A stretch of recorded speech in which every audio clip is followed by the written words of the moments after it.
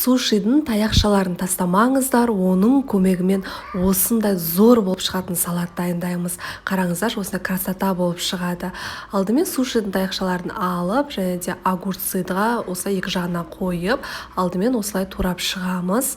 Тікесінен одан кейін теріс қаратып, шамалы жанға қарай турайсыздар. Міне көріп тұрсыздар ма? Кішкене жанға қарай тураймыз.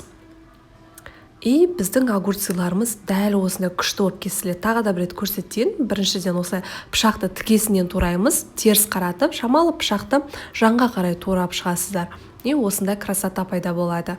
Сөйтіп ыдысымызға салып, дәміне қарай бір ас қасық қант, бір шай қасық тұз, жарты шай қасық уксус, одан кейін 2 ас қасық соевый соус, және де дәміне қарай ащы ұнатсаңыздар көбірек қосаңыздар да болады. Бір шай қасық ащы бұрышымыз қосып, бетін жауып, жақсылап араластырып, жоқ дегенде жарты сағатқа қалдырасыздар.